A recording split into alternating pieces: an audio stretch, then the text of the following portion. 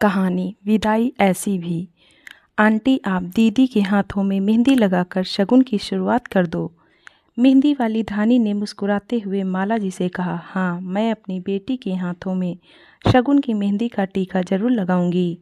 कहते हुए माला जी ने धानी से मेहंदी का कोन लिया। आस्था के हाथों में मेहंदी लगाते हुए माला जी की आंखें डबडबा गईं, परंतु उन्होंने आंचल के कोने से नज़र बचाकर पोंछ लिया।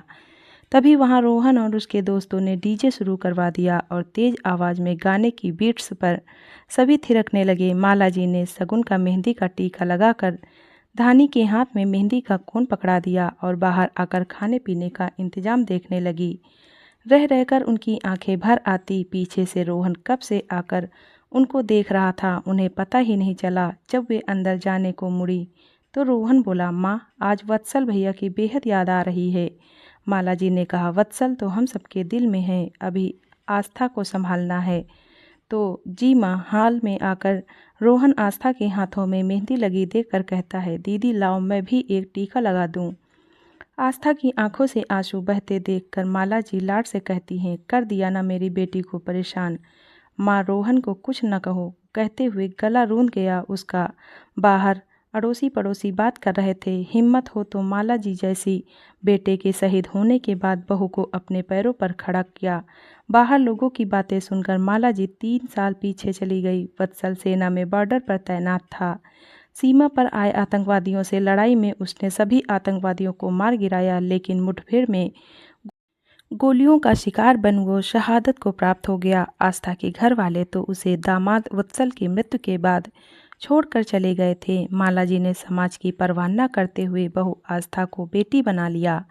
रोहन ने आस्था भाभी को दीदी मान लिया, अपनापन और प्यार दिया, ताकि आस्था को भूले से भी यह फीलिंग ना आए कि वह अकेली पड़ गई है। तीनों साथ मिलकर रोते, पर फिर एक दूसरे को चुप भी कराते। माला जी ने आस्था के लिए दिन रात एक कर दिए।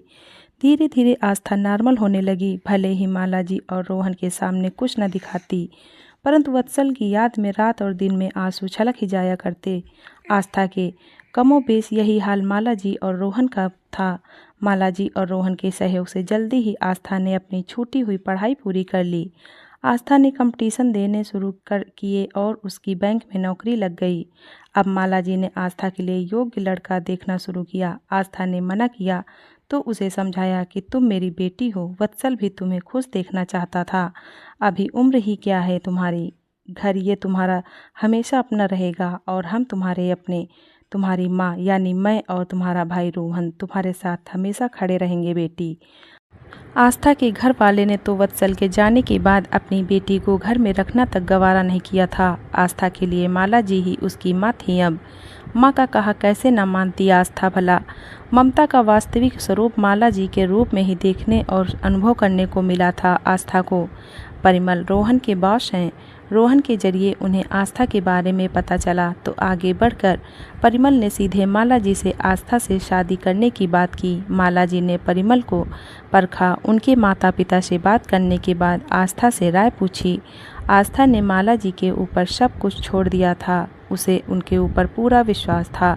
तो माला जी के समझाने पर वह परिमल से मिली। आस्था की रजामंदी से आस्था और परिमल की शादी तय हो गई और आज मेहंदी की रस्म है। तभी आस्था के लिए रोहन खाने की थाली ले आया और माला जी वर्तमान में लौटकर अपनी बेटी को अपने हाथों से खाना खिलाने लगी।